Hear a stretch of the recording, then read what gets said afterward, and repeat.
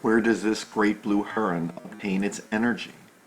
Obtain the carbon for its biomolecules? Obtain the nitrogen for its DNA and proteins? Well, obviously from the fish that it eats. Where do these fish obtain their energy, their carbon, and their nitrogen? Well, these larger fish, they feed on smaller fish.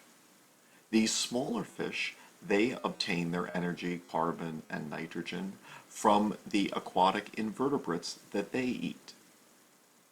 These aquatic invertebrates, in turn, can prey on smaller animals such as these copepods.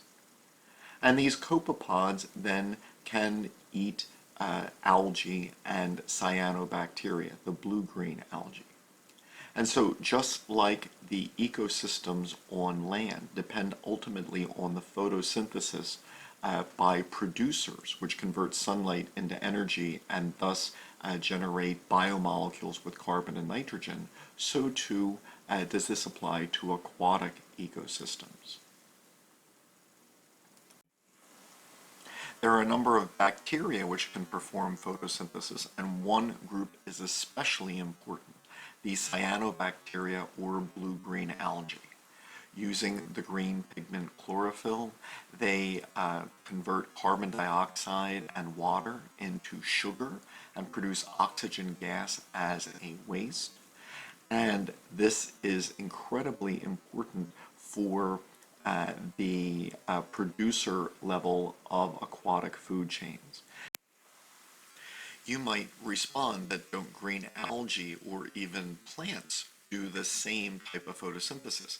Well, the answer is yes, and that is because green algae and plants have cyanobacteria descendants living inside their cells. So chloroplasts are actually the descendants of blue-green algae living inside the cells of larger organisms.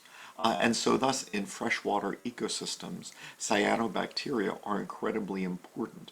The photosynthesis they perform as producers thus initiates food chains.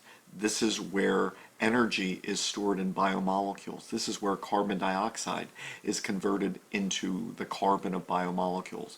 And cyanobacteria perform nitrogen fixation, one of the few organisms which can, converting nitrogen gas into usable forms of nitrogen.